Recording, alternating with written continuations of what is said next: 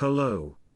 The daily positive news beautifully visualized by information is beautiful, May 15, 2020. Today's visualization is about China is banning the consumption of dogs and cats.